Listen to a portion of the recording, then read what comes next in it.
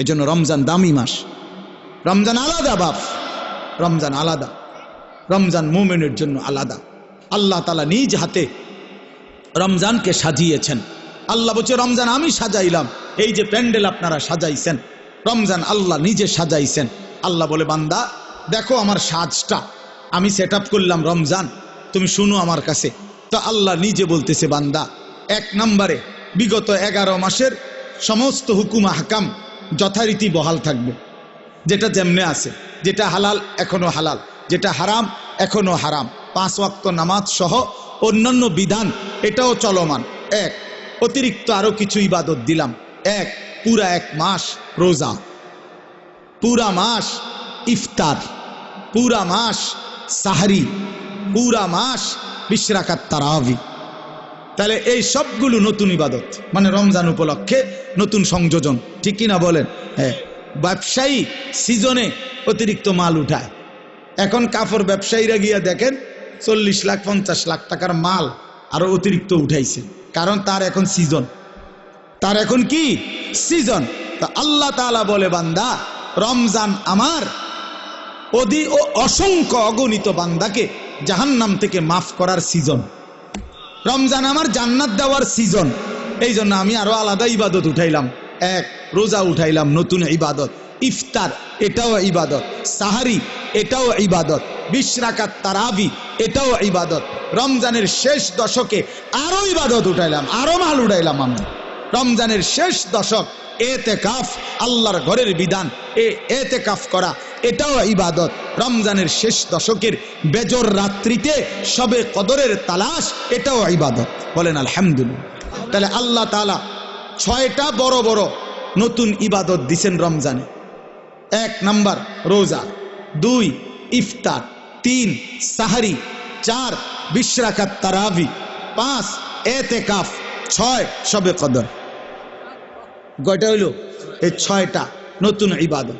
এবার আল্লাহকে যদি বলেন আল্লাহ ইবাদত আগেরটির লগে আরো নতুন দিছেন বাড়াইয়া, নেকির কি অবস্থা, নেকি দিবেন কেমন? আল্লাহ বলতো সেটাও শোনো, আমি আল্লাহ আমার রাসূলের মাধ্যমে শুনাইছি।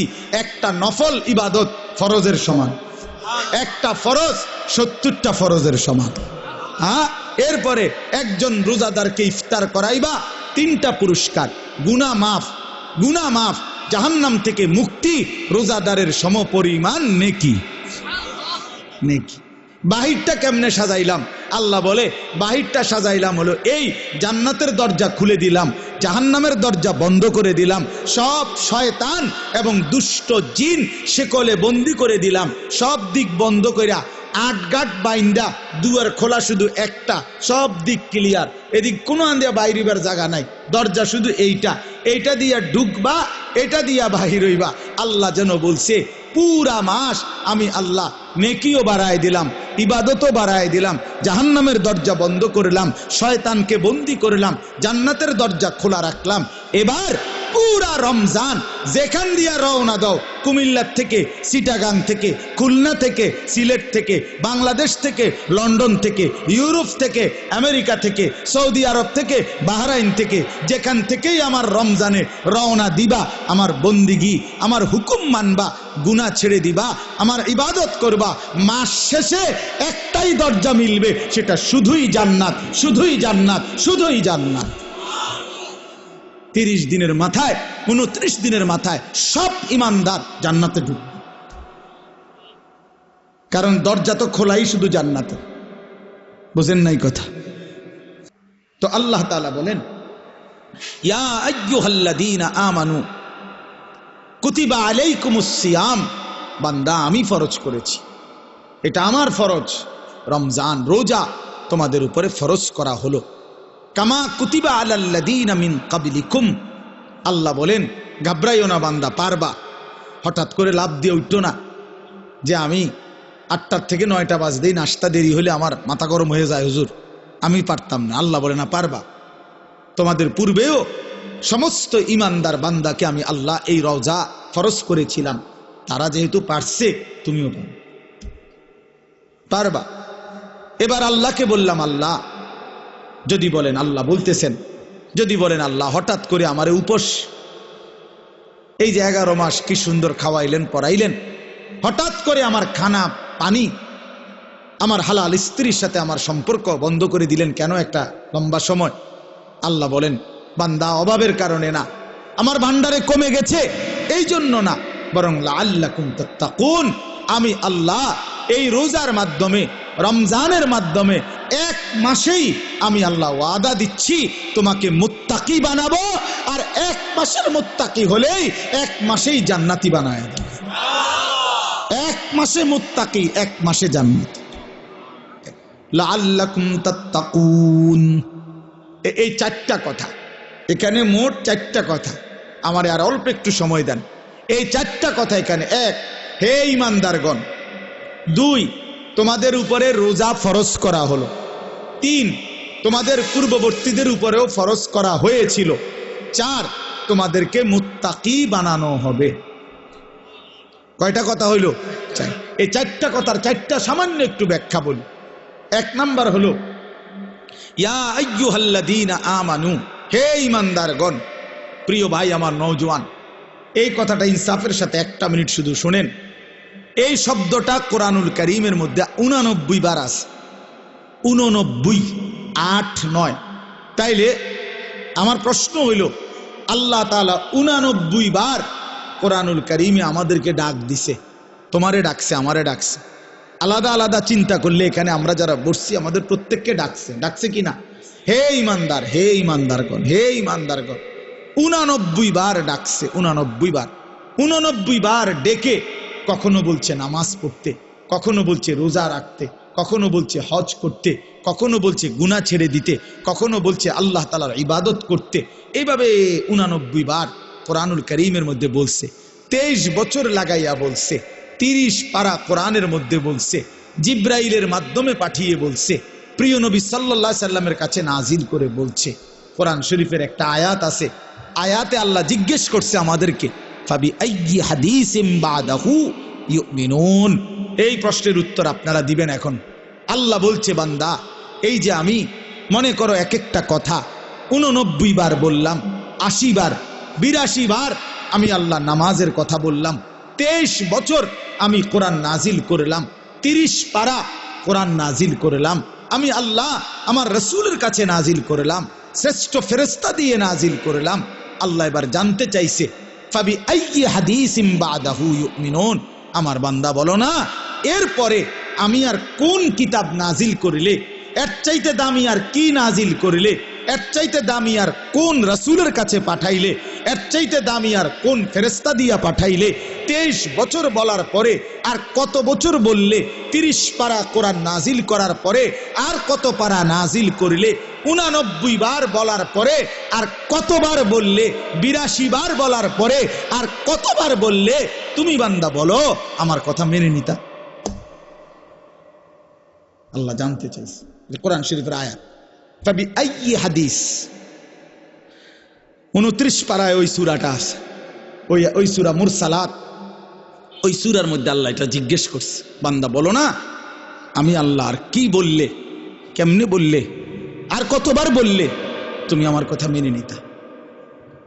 অতএব বাপ যারা নামাজ পড়েন না, নওজোয়ান ভাই তোমরা যারা নামাজ পড়ো না, দোস্ত ইনসাফের সাথে এই রাত অন্ধকারে একাকী 1টা মিনিটের জন্য হইল যদি মায়ের বুকের দুধ পান করে থাকো ভাইয়া, তো একবার হলো, যদি মুসলমানের ঘরে জন্ম নিয়ে থাকো বন্ধু, একবার হলো ভাইবো যে তোমার আল্লাহ তোমার কাছে জানতে চাইছে যে বান্দা, আমি আর কতবার বললে, আমি আর কত পারা নাজিল করিলে? আমি 23 বছর বলে গেলাম। 23 বছর বলার পরও যেহেতু হয় নাই, তুমি বলে দাও বান্দা, আমি আল্লাহ আর কতবার বললে, কত বছর বললে তুমি আমাকে মেনে নিতা, আমার কথাগুলো মেনে নিতা? কি বলবেন? হ্যাঁ, কি জবাব দিবেন বলেন? জবাব দেন। বেনামাজি জবাব দেন, সুদখোর জবাব দেন, এই হারামখোর জবাব দেন,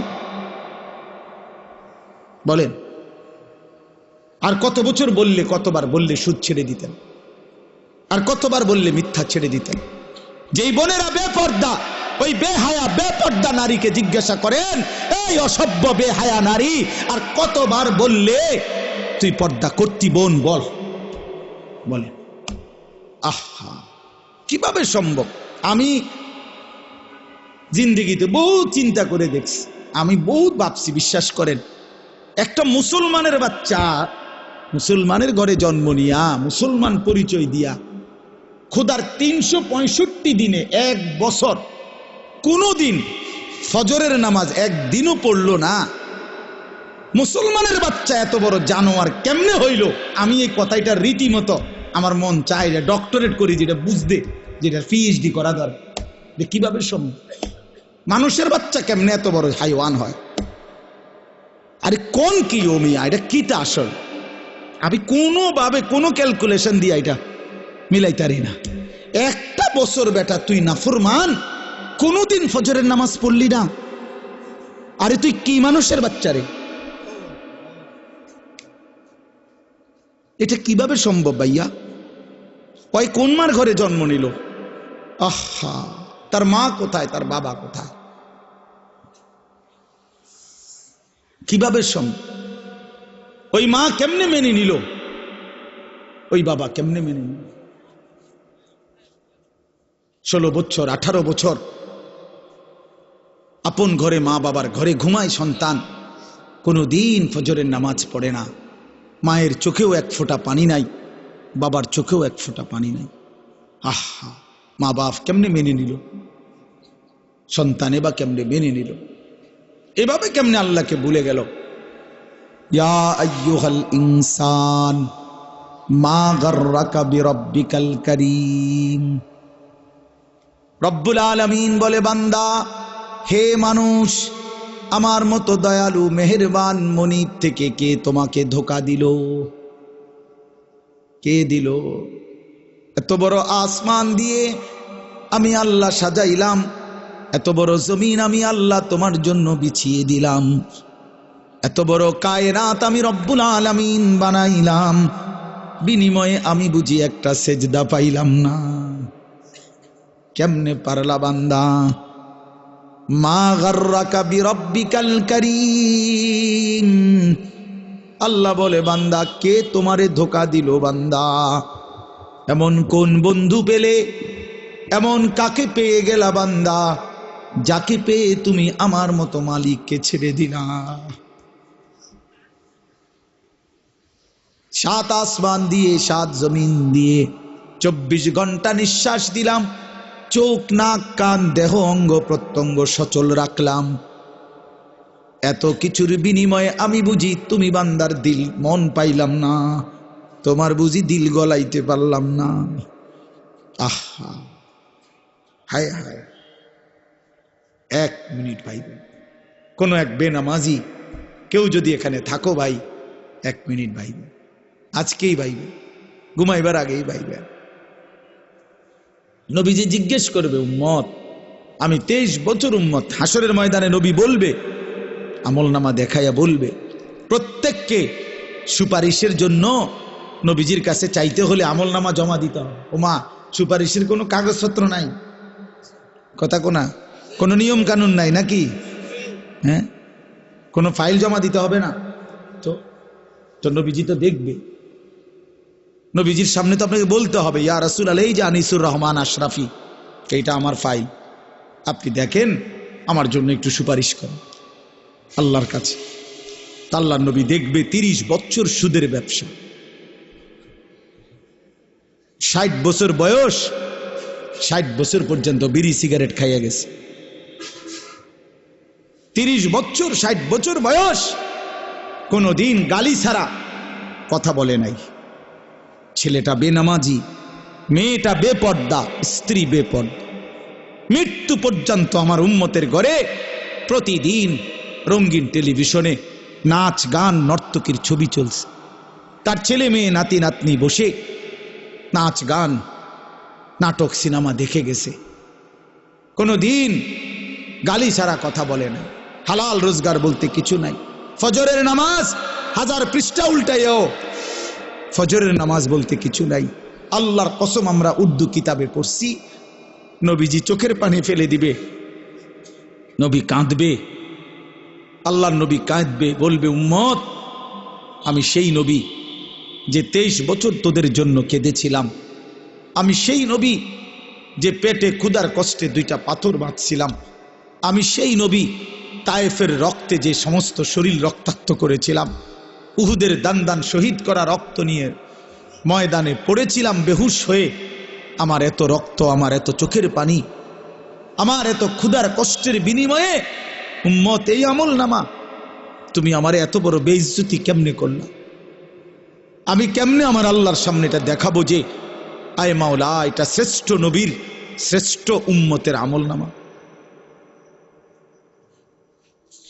বলে কোন বাপ যদি 8 বছর ছেলেটাকে ইউনিভার্সিটিতে পড়ায়, তো গরিব বাপ তার ছেলেটাকে মনে করেন ভিটা মাটি বসত সব বেচ্চা নিজে না খাইয়া ছেলেটার 1 লাখ লাখ টাকা পড়ালেখার খরচ দিছে। 8 বছর পরে 6 বছর পরে বাপ রেজাল্ট সার্টিফিকেট দেখতেছে যে ফেল। ওই বাপ কি পরিমাণ কাঁদবে? ওই বাপ কি পরিমাণ কাঁদবে? ওই বাপ বলবে না যে বাপ আমি তোরে মানুষ করার জন্য, তোর পড়ালেখার খরচ দেওয়ার জন্য ভিটাটা বেচা ফেলছি, মাটিটা বিক্রি করে ফেলছি, আমি জীবনে কোনো সুখের নাগাল পাই নাই। এই বছরও ভাই, এই গত হজ্জেও এক জিদ্দা থাকে এক প্রবাসী ভাই, আমি তো হজ উমরার সফরে গেলে প্রবাসীদের রুমে রুমে যাই, কইতে হুজুর আমি আজ 32 বছর সৌদি আরব জিদ্দায় পড়ে আছি, কেউ 18 বছর, কেউ 16 বছর। জীবনের এই সুখের সময়টা যারা কাটাইছে বিদেশের জমিনে, যৌবনের পুরাটা টাইম শেষ করে দিছে বাপ, বিনিময়ে সেই বাপ যখন দেখে তার ছেলেটা ফেল, তখন সে বলবে বাপ তুই আমার এটা কি দেখাইলি? তুই আমার এতগুলো টাকা, তুই আমার এত বড় বেইজ্জতি কেমনে করলি বাপ? এটা বলবে না? তো নবী সাল্লাল্লাহু আলাইহি সাল্লামও বলবে, খোদার কসম নবীজিও বলবে, আল্লাহর কসম নবীও বলবে যে উম্মত তুমি আমার এত বড় বেইজ্জতি কেমনে করলা? আমার এতগুলো চোখের পানির এভাবে কেমনে ফিরায় দেব?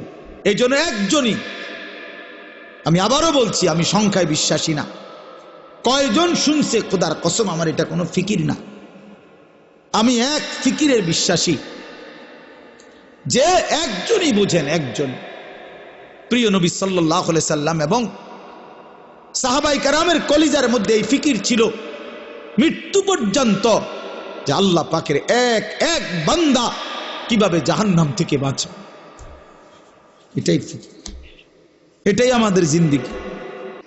হাদিসের মধ্যে আছে আল্লাহর নবী সাল্লাল্লাহু আলাইহি ওয়াসাল্লাম তিনি বলছেন ওয়া আনা আখিযুন বিহুজাজিকুম। এই বছর ইজতেমার মাঠে দ্বিতীয় দিন মাগরিবের নামাজের পরে আমাদের দাওয়াত ও তাবলীগের বিশ্ববিখ্যাত মুরব্বী হযরত মাওলানা আহমদ লাট সাহেব দামাত বারাকাতুহুমুল আলিয়া এই বয়ানে এটা বলছিলেন। আমি নিজে মাঠে বসে শুনছি যে আল্লাহর নবী সাল্লাল্লাহু আলাইহি সাল্লামের হাদিস, এটা আমরাও পড়ছি। নবী সাল্লাল্লাহু আলাইহি ওয়াসাল্লাম বলছেন ওয়া আনা আখিযুন বিহুজাজিকুম। আল্লাহর নবী বলেন উম্মত আমি তোমাদেরকে জাহান্নাম থেকে বাঁচাইতে চাই কিভাবে? এটার উদাহরণ দিতে গিয়ে নবীজি এই কথাটা বলছে। আমি 1 মিনিট সামনে একটা জিনিস দেখাবো শুধু, মানে আমি ওনারে মহব্বত করি, তা আমি ওনার হাত ধরে বললাম ভাই আপনার, আমি হাতে ধরে বললাম আপনি যায়েন না, ওইটা আগুন, আপনি ধ্বংস হয়ে যাবেন। উনি ঝটকা দিয়ে আমার হাত ছাড়াই নিল, এটা সম্ভব? আমি ওনার ঘাড়ে হাত দিলাম, কাঁধে হাত দিলাম, ভাই আল্লাহর দোহাই আপনি যাইয়েন না, ধ্বংস হয়ে যাবেন, ওইটা আগুন। উনি আমার কাঁধের থেকে হাত সরাইয়া ফেলে দিল, এটাও সম্ভব। কিন্তু আমি যখন ভালোবাসার কারণে আমার সিদ্ধান্ত আমি তাকে বাঁচাবই, আমার ভাইকে, তখন আমি তার কোমরে জড়াইয়া ধরলাম, জড়াইয়া কোমরে ধইরা বললাম না ভাই আমি তোমাকে ওই আগুনে পড়তে দিব না, আমি যাইতে দেব না তোমারে। আল্লাহর কসম নবীজি বলছে উম্মত আমি আমার এক এক উম্মতকে কোমরে জড়াইয়া ধইরা জাহান্নামের আগুন থেকে বাঁচাইতে চাই। কোমরে জড়াইয়া ধরলে ছুটা বড় কঠিন, কঠিন না? হাতে না ছাড়াই দিলেন, কাঁধের হাতে না ফেলে দিলেন, কিন্তু কোমরে জড়াইয়া ধরলে কেমনে ছাড়বেন? তো নবী এটা বলছে, ওয়া আনা আখিযুন বিহুজাজিকুম, আমি তোমাদেরকে কোমরে জড়ায়া ধরে চাই, তবু আমার উম্মত বেঁচে যাক, আমার এক এক উম্মত বেঁচে যাক, জাহান্নাম থেকে বাঁচুক। আমার দোস্ত, আমার বাপ, আমার ভাই, ফিরতেই হবে, জাহান্নাম থেকে বাঁচতেই হবে। দোস্ত, বিষয়টা মামুলি মনে করেন, এটা একটা ওয়াজ করছি এই জন্য, আর 10 জন বক্তা ওয়াজ করছেন, আমিও করছি, না রে ভাইয়া, এই জন্য না। সারাটা দিন রাত এই দৌড়ের উপরে থাকি, দৌড়ের উপরে থাকি। এই জন্য বললাম, আমরা এক ফিকির, আমাদের আপনাকে এটা ভাবতে হবে, জাহান্নাম থেকে বাঁচতেই হবে বন্ধু। কোরআনে আল্লাহ বারবার একটা কথা বলছে নবীজিকে, আমাদের নবীকে পর্যন্ত আল্লাহ বলছে, বন্ধু, ওমা আদরাকা মা হিয়া, এই বন্ধু, জাহান্নামের আগুন কেমন আপনি জানেন? নবীজিকে বলছে আল্লাহ। নারুন হামিয়া, বন্ধু আপনাকে বলছি, লেলিহান আগুনের ধাউ ধাউ শিখা জাহান্নামের আগুন। ওমা আদরাকা মাল হুতামা, আল্লাহ বলছে, বন্ধু, হুতামা নামক জাহান্নামের আগুন কেমন জানেন? তো নবীজিকে আল্লাহ বলছে, নারুল্লাহিল মুকাদা, আল্লাহ বলছে, নবী, আমি আমার কর্মচারী দিয়ে আগুন লাগাই নাই, আমি আমার কাজের লোক দিয়ে আগুনটা লাগাই নাই, আমি আল্লাহর হাতে লাগানো জাহান্নামের আগুন, এই আগুন আমি লাগাই দিছি। নারুল্লাহ, এটা আল্লাহর আগুন, আমার হাতে জ্বালানো আগুন। আল্লাতী তাত্তালিউ আলাল আফইদা, আল্লাহ বলে, বন্ধু, জাহান্নামের আগুনের প্রথম ফোঁটা, প্রথম স্পর্শ যখন জাহান্নামের আগুনের লাগবে, ছুঁইবে, সাথে সাথে নাফরমানের পুরা দেহ, ভিতরের সমস্ত অঙ্গ প্রত্যঙ্গ, কলজা সুদ্ধা একই মুহূর্তে জ্বালাইয়া ফেলবে। দুনিয়ার আগুন কখনোই এভাবে জ্বলে না। দুনিয়ার আগুন এক সাইড থেকে জ্বলতে থাকে, চেষ্টা করে লাফালাফি করলে, দৌড়ঝাঁপ করলে, ইচ্ছা করলে হয়তো বাঁচানো যায়। এটুকু পুড়ে গেছে, বাকিটা বাইচা গেছে, এটুকু পুড়া গেছে, বাকিটা বাইচা গেছে, আঙ্গুলগুলো পুড়া গেছে, বাকিটা বাইচা গেছে, ঠিক না? দুনিয়ার আগুন এরকম ধীরে ধীরে পড়ে, ধীরে ধীরে ধীরে ধীরে। কিন্তু আল্লাহর কসম, আল্লাহ কোরআনে বলছে, জাহান্নামের আগুন যখন প্রথম সেকেন্ড স্পর্শ করবে, কলজা সুদ্ধা, ভেতর বাহির পুরাটা একসাথে প্রথম মুহূর্তেই জ্বালায়।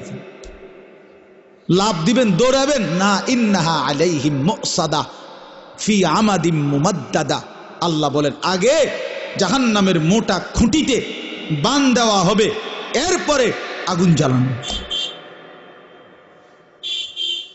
হ্যাঁ, এটা কোরআন শরীফের আয়াত। খুজুহু ফাগুল্লু, আল্লাহ বলে, ফেরেশতাদেরকে, জাহান্নামীকে ধরো এবং বাঁধো, সুম্মাল জাহিমা সাল্লু, এরপরে লাথি দিয়া জাহান্নামে ছুঁড়ে মারো। কোরআন শরীফের আয়াত। খামখেয়ালি করেন না ছেলেরা, খামখেয়ালি করেন না। হ্যাঁ, একটা মোবাইল, একটা নারী, একটা ছবি, একটা উলঙ্গ দৃশ্য, দোস্ত, এটুকুতে এমন সুন্দর জীবন নষ্ট করে দিও না। একটা মোটর সাইকেল দিয়া জিন্দিগি শেষ করে দিও না। মোটর সাইকেল একটা পাইলে কুত্তার মতো এটারে চালায়, এমন জোরে ছাড়ে, এটারে মনে হয় যেন কুকুরে কামড় দিছে, এই জন্য এটা এত জোরে ছাড়ছে। আশ্চর্য, এটা কি ব্যারাম? এটার কোনো যুক্তি তো থাকতে হবে, বলেন, একটা যুক্তি তো থাকা চাই। তুমি এত জোরে ছাড়লা, তুমি তো একটু পরে কাভার্ডের সাথে, লরির সাথে একটা ধাক্কা খাইয়া তোমার মাথা ফাইটা যাবে, তোমার পাওটা ভাঙ্গা যাবে, এইটাও বোঝেন। আর যদি বলে যে এত জোরে চালাইছি মানুষে যাতে দেখে, তো মানুষে বা দেখবো কেমনে? দেখতে দেখতে তো তুমি নিমসা। মা কথা বোঝেন না। আমি মনে করেন মাত্র পজিশন নিলাম যে আমি সামু হেতের মোটর সাইকেলটা, হেতে তো গেছে গা চান্দিরা, তা আমি কেমনে দৌড়ামো তোমার ভিসি ভিসিটা চাইতাম বললে তোমার এই কারবারটা? তো এটা সাহেকে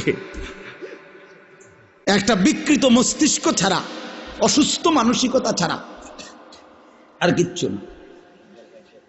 হ্যাঁ হ্যাঁ, আওয়াজ, এটার আওয়াজ, এটা চ্যালেঞ্জার 5, এটা খুইলা, এটা একেবারে বিভৎস। মানে ইচ্ছা করে এত বড় শব্দটাকে যার পছন্দ হয়, আমার নিশ্চিত তার ছিঁড়া গেছে, তার মাথা তার অন্য কেউ ছিঁড়া লাইছে, এটা নিশ্চিত, কোনো সন্দেহ না, কোনো সন্দেহ, কোনো সন্দেহ, হ্যাঁ হ্যাঁ, কোনো সন্দেহ নেই। এর জন্য হের মাথার তার সিরা লাইছে দেখে সে মোটর সাইকেলের তার সিরা লাইছে। হ্যাঁ হ্যাঁ, দোনোটা মাতাল। নাউজুবিল্লাহ, নাউজুবিল্লাহ। আল্লাহ পাক আমাদেরকে বিবেক দান করেন, ইনসাফ দান করেন। তো বলতেছিলাম, আল্লাহ তাআলা বলেন, হে ঈমানদার, আমি এই কথাটাই বলছি। এই এক শব্দ বললাম, আল্লাহ জানতে চাইছে, বান্দা বলো না। আমি আর কতবার বলতাম, আমি আর কতবার ডাকতাম, 89 বার ডাকলাম। সর্বশেষ কথা হইল, আল্লাহ বলে, বান্দা তোমার উপরে রোজা ফরজ করা হয়েছে, পূর্ববর্তীদের উপরেও ফরজ করা হয়েছে। এই শেষ কথা হলো উদ্দেশ্য কি? আল্লাহ বলেন উদ্দেশ্য একটাই, লাআল্লাকুম তাত্তাকুন। আমি আল্লাহ তোমাকে জান্নাত দিতে চাই। আমি জান্নাত বানাইছি মুমিনের জন্য, আমি জান্নাত দিতে চাই। আর জান্নাত নিতে হলে আরেকটা জিনিস লাগবে, সেটা হলো তাকওয়া। আর এই রমজানের মাধ্যমে আমি আল্লাহ তোমাকে তাকওয়া অবশ্যই দান করব। এজন্য রমজান, মাহে রমজান আল্লাহ তাআলা নিজের হাতে সাজাইছেন। আল্লাহ নিজের হাতে সাজাইছেন। রমজান মানে ভিন্ন কিছু। ইমানদারের জন্য রমজান আলাদা, যার কলিজায় আখিরাত আছে, যে কবরের ফিকির করে, যে পরকালের ফিকির করে, খোদার কসম তার রমজান ভিন্ন কিছু, তার রমজান ভিন্ন। আমরা কিতাবে পড়ছি আকাবির কা রমাদান, পূর্ববর্তী বুজুর্গদের রমজান কেমন ছিল। ওইখানে বহু বুজুর্গের জীবনীতে লিখছে, রমজান আসলে ওনার আশেপাশে আওয়াজ উঠতো, শায়েখের এখন রমজান, হজরতের এখন রমজান, উনি পৃথিবী থেকে আলাদা। ইমাম মালিক রাহমাতুল্লাহ আলাইহি মদিনার ইমাম ছিলেন, জগৎ বিখ্যাত ইমাম ছিলেন। রমজান আসলে সমস্ত দর্স তাদরিস, সমস্ত ফতুয়া মাসাইল সব বন্ধ করে দিয়ে শুধু আল্লাহর কোরআন তিলাওয়াত আর রমজানের বন্দিগির মধ্যে ডুবে যাইত। আমরা যে দাওয়াত ও তাবলীগের যে কিতাব তালিম হয় ফাজাইলে আমাল, এই কিতাবের যিনি লেখক শেখুল হাদিস হযরত মাওলানা জাকারিয়া রাহমাতুল্লাহ আলাইহি সারা পৃথিবীব্যাপী বুজুর্গ ছিলেন। 60 বছর আল্লাহর নবীর সাল্লাল্লাহু আলাইহি সাল্লামের হাদিস পড়াইছেন। 11 বছর যিনি নবীজির রওজা পাকে মদিনার মসজিদে নববীতে আল্লাহ রসুলের হাদিস পড়াইছেন। ওই এতের লগে হেতেরতে হুইন্না মনে করেন না, এটা একটা জেনতেন বই। হ্যাঁ, না না, উনি এই একটা বইয়ের লেখক না। এই উম্মতের জন্য এই হিন্দুস্তানের মধ্যে ইলমে হাদিসের ব্যাখ্যা এবং রাসূলুল্লাহ সাল্লাল্লাহু আলাইহি ওয়াসাল্লামের হাদিসের উপরে সবচেয়ে বেশি কিতাব যারা লিখছেন, তার মধ্যে অন্যতম প্রথম 3 জনের নামও যদি আসে, এর মধ্যে এই 3 জনের একজন হবে শেখুল হাদিস হযরত মাওলানা জাকারিয়া রাহমাতুল্লাহ আলাইহি। এই যিনি ফাজাইলে আমাল লিখছে। হ্যাঁ হ্যাঁ, এটা খামখেয়ালি কিতাব না, এটা আঙ্গাল কাঙ্গালে লিখছে না, আঙ্গাল কাঙ্গালে লিখছে না। এটা 60 বছর যিনি রাসূলুল্লাহ সাল্লাল্লাহু আলাইহি সাল্লামের হাদিস পড়াইছেন। আমি নিজ চোখে দেখছি মক্কার হারামে, আল্লাহর ঘর যেখানে মসজিদে হারামের যে লাইব্রেরি, ওই লাইব্রেরিতে আপনার শেখুল হাদিস হযরত মাওলানা জাকারিয়া রাহমাতুল্লাহর লিখিত কিতাব আউজাজুল মাসালিক, হাদিসের একটা বড় কিতাব, ওইটা ওইখানের, অর্থাৎ একজন অনারবি, উনি হিন্দুস্তানের মানুষ, কিন্তু ওনার কিতাব এই আরবের মানুষ হারামের লাইব্রেরির মধ্যে শোভা পাচ্ছে। আরব উলামায়ে কেরাম ওনার কিতাব মুতালা করে। আফ্রিকা, গোটা আফ্রিকায় অঞ্চলে লক্ষ মানুষ ওনার হাতে আল্লাহর দ্বীন পাইছে। সারা পৃথিবী জুড়ে ওনার অগণিত ভক্ত আছে। এই মানুষটা এত বেশি হাদিসের খেদমত করতেন, কিতাব লিখতেন, ফতুয়া দিতেন, মাসআলা বলতেন, একজন আল্লাহওয়ালা সাধক ছিলেন।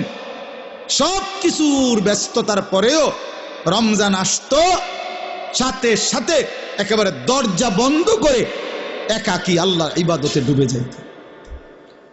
আমরা কিতাবে পড়ছি, ওই সময় উনার এলাকার যে সাহারানপুরের রেল স্টেশনের কুলি পর্যন্ত উনার কাছে কেউ যদি রমজানে আসতো দেখা করতে, ওই কুলিয়ে পর্যন্ত কইতো ইন্না লিল্লাহ।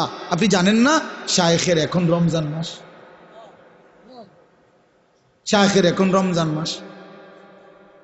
কথা বুঝেন নাই? এই তো, তাহলে সবাই জানতো এটা। কুলি রেল স্টেশনের কুলি পর্যন্ত বলতো শায়েখের এখন রমজান মাস। এই জন্য বাপ, রমজান মানে ইমানদারের জন্য ভিন্ন কিছু, মুমিনের জন্য রমজান আলাদা। রমজানই একমাত্র মাস আল্লাহ নিজে যেটার নাম উল্লেখ করছেন, শাহরু রমাদান আল্লাযী উনজিলা ফীহিল কুরআন। এই যে রমজান মাস, এই শব্দটা কে উল্লেখ করছে? এটা কোরআনের শব্দ। রমজান মাস, এই কথাটা কিসের শব্দ? আচ্ছা, তো এই শব্দ এই জন্য আমি সবসময় বলি যে রমজান মাস এটা পৃথিবীতে উচ্চারিত হয় কতবার, কতদিন? প্রতিদিন। মাশাআল্লাহ, কতদিন? প্রতিদিন, সারা বছর। কেমনে বুঝলেন? কারণ কোরআনুল কারীম সারা বছর প্রতিনিয়ত তেলাওয়াত হয়। কেউ এদিক দিয়া পড়তেছে, কেউ পিছন দিয়া, কেউ খতম করতেছে, কেউ সবক শেষ করতেছে, কেউ এই শব্দের সবক শুনাইতেছে। তার মানে শাহরু রমাদান, রমজান মাস, রমজান মাস, এই শব্দ আল্লাহর জমিনে সারা বছর উচ্চারিত হয়। কোনো না কোনো হাফেজে কোরআন, কোনো না কোনো কোরআনের তিলাওয়াতকারী পড়তেছে, তেলাওয়াত করতেছে, এই শব্দ বলতেছে, জমিনে উচ্চারণ হইতেছে, সারা জমিনে এটা উচ্চারিত হয়। এই জন্য রমজান দামি মাস। রমজান আলাদা বাপ, রমজান আলাদা, রমজান মুমিনের জন্য আলাদা। আল্লাহ তাআলা নিজ হাতে রমজানকে সাজিয়েছেন। আল্লাহ বলছে রমজান আমি সাজাইলাম। এই যে প্যান্ডেল আপনারা সাজাইছেন, রমজান আল্লাহ নিজে সাজাইছেন। আল্লাহ বলে বান্দা দেখো আমার সাজটা আমি সেট আপ করলাম, রমজান তুমি শুনো আমার কাছে। তো আল্লাহ নিজে বলতেছে বান্দা, এক নম্বরে বিগত 11 মাসের সমস্ত হুকুম আহকাম যথারীতি বহাল থাকবে, যেটা যেমনে আছে, যেটা হালাল এখনো হালাল, যেটা হারাম এখনো হারাম, 5 ওয়াক্ত নামাজ সহ অন্যান্য বিধান এটাও চলমান। এক, অতিরিক্ত আরো কিছু ইবাদত দিলাম। এক, পুরা 1 মাস রোজা, পুরা মাস ইফতার, পুরা মাস সাহরি, পুরা মাস 20 রাকাত তারাবি।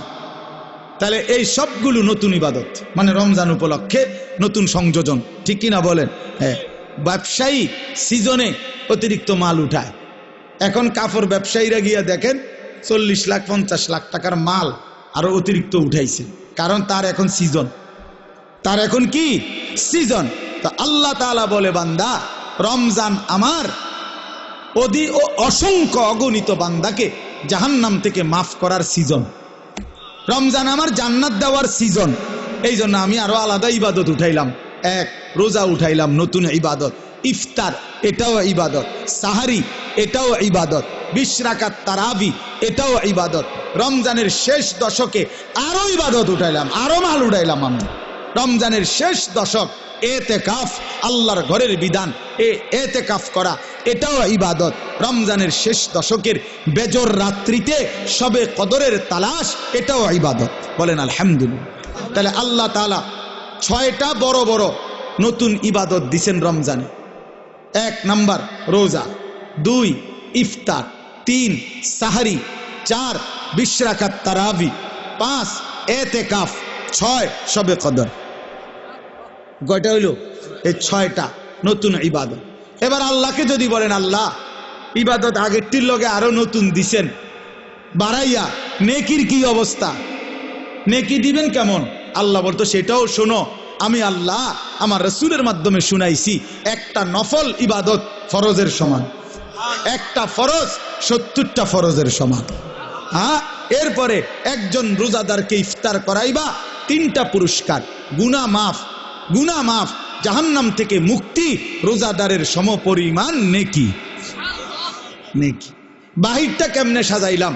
আল্লাহ বলে বাহিরটা সাজাইলাম হলো এই, জান্নাতের দরজা খুলে দিলাম, জাহান্নামের দরজা বন্ধ করে দিলাম, সব শয়তান এবং দুষ্ট জিন শেকলে বন্দি করে দিলাম, সব দিক বন্ধ কইরা 8 গাট বাইন্দা, দুয়ার খোলা শুধু একটা, সব দিক ক্লিয়ার, এদিক কোনো আন্দিয়া বাইরিবার জায়গা নাই, দরজা শুধু এইটা দিয়া ঢুকবা, এটা দিয়া বাহির হইবা।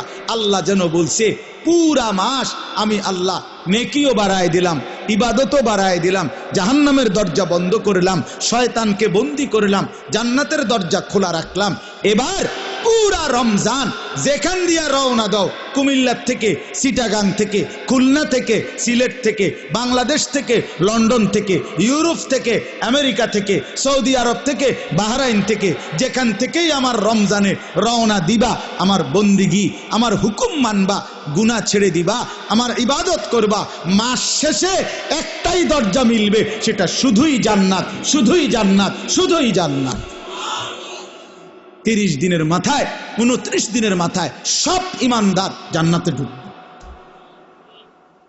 কারণ দরজা তো খোলাই শুধু জান্নাতে। বুঝেন নাই কথা? লাআল্লাকুম তাত্তাকুন, এজন্য রব্বুল আলামিন বলছে আমি মুত্তাকি বানিয়ে দেব।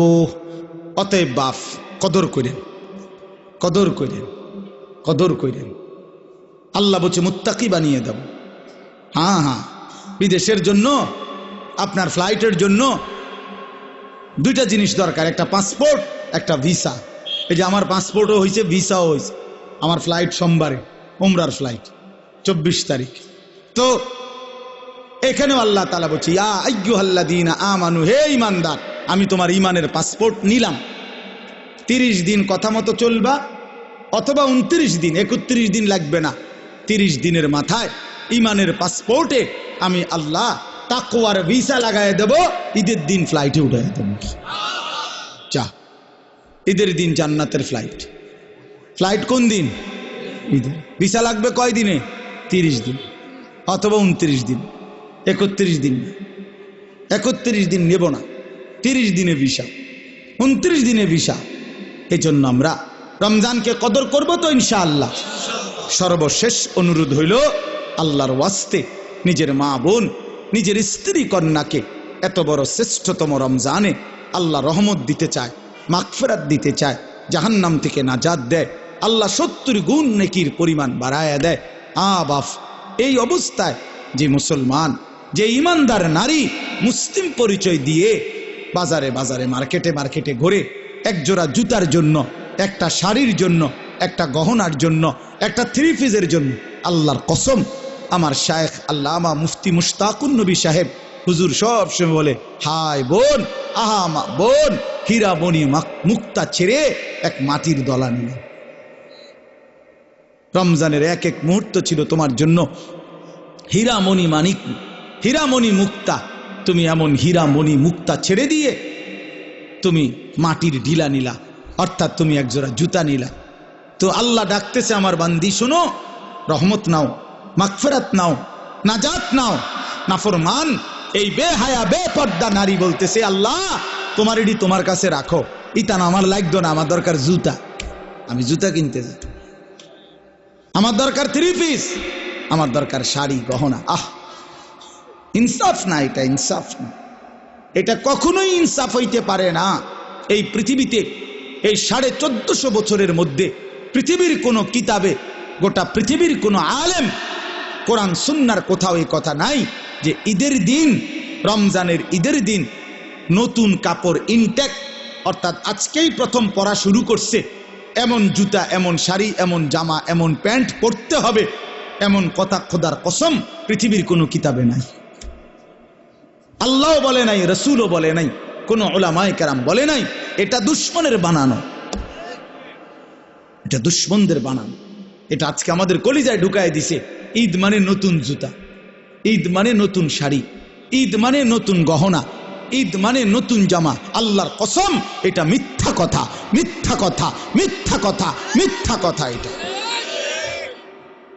ঈদ মানে ইবাদত, ঈদ মানে জুতা না। তোমার কি ঈদের দিন জুতা দিয়ে ফিটবনি? তুমি জুতা দিয়ে কিনবা? হ্যাঁ, ফালতু কোথাকার। ঈদ মানে জুতা হবে কেন? ঈদ মানে ইবাদত। ঈদ মানে কি? ইবাদত। বিবাহ মানে উৎসব না, বিবাহ মানে ইবাদত। নবীজি বলছে আন নিকাহু মিন সুন্নতি, বিয়ে আমার সুন্নাত। তো যেটা সুন্নাত এটা তামসা, কথা বলেন না কেন? এটা ফুর্তি না, ইবাদত। তাইলে বিবাহ ইবাদত, ঈদ ইবাদত, এটা ইবাদত।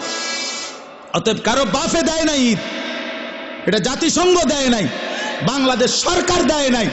যিনি দিয়েছেন ঈদ, তুমি ঈদের আনন্দ যদি করতে হয় তো তার নির্দেশনা মতে করতে হবে। ঈদ হইল আল্লাহর, ঈদ হইল রাসূলুল্লাহ বলছেন ওমা বাজায় ডেকসেট, ডেকসেট বাজায়, ডেক পিকআপের মধ্যে করে, হ্যাঁ পিকআপের মধ্যে আপনার ডেকসেট বাজায় ঈদের দিন। ও ক্যান্টনমেন্ট থেকে চান্দিনা, চান্দিনার থেকে ক্যান্টনমেন্ট, ক্যান্টনমেন্ট থেকে এলিটগঞ্জ, এলিটগঞ্জ থেকে ক্যান্টনমেন্ট, পিকআপে কইরা আপনার পিকআপের মধ্যে ডেকসেট বাজে, গান বাজে, আর সাথে 12, 14, 16 জন এরাও কুত্তার মতো লাফায়। কুত্তার মতো লাফায়। আমার ছেলে জিগাইছিল আমার একদিন ঈদের দিন, ছোট ছেলে জাব্বু এরা এরম লাফায় গা।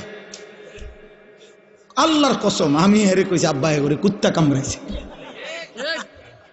হ্যাঁ এই জন্য আর আজকে ঈদের দিন দেখে দোকানপাট বন্ধ, কোনো ওষুধের দোকান নাই।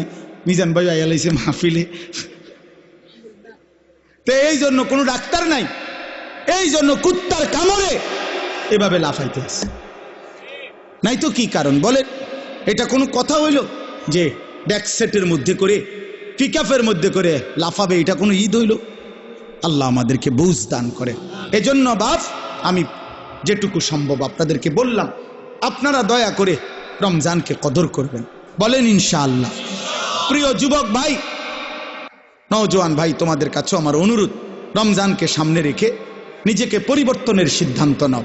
পুরা রমজান গুনাহ ছেড়ে দাও বাপ, পুরা রমজান 20 রাকাত পূর্ণ তারাবি পড়ো ভাই।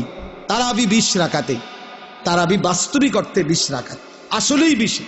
সর্বোচ্চ গবেষণা এবং 1450 বছরে আল্লাহর কসম, রব্বে কাবার কসম, উম্মতের সংখ্যাগরিষ্ঠ ওলামায়ে কেরামের সিদ্ধান্ত এটাই যে তারাবি 20 রাকাত। তারাবি 8 রাকাত না, 8 রাকাত তাহাজ্জুদ, 8 রাকাত তাহাজ্জুদের নামাজ, অর্থাৎ 20 রাকাত তারাবি প্রথম রাতে পড়ার পরে ইচ্ছে করলে ভোর রাত্রে আপনি আবার 8 রাকাত তাহাজ্জুদ পড়তে পারেন, কোনো অসুবিধা নেই। ওটা তাহাজ্জুদ পড়বেন। আবার রমজান মাসে তাহাজ্জুদ কি হয়ে যায় না, রহিত হয়ে যায় না। সারা বছরের মতো রমজানেও তাহাজ্জুদের হুকুম চলমান থাকে, এটা আলাদা হুকুম। আর তারাবি নতুন হুকুম, কথা বোঝেন নাই? এটা কি নতুন আমল। 20 রাকাতই তারা। কয় রাকাত বলেন? 20 রাকাতে। বই একটা জিনিস মনে রাখবেন, ওই যে আল্লাহ ওয়াদা দিছে রমজানেই আমি মুত্তাকি বানাবো, 1 মাসেই মুত্তাকি, 1 মাসেই জান্নাতি। এই জন্য আল্লাহ তাআলা রমজানের হিসাব অন্য জায়গায় নেয় না।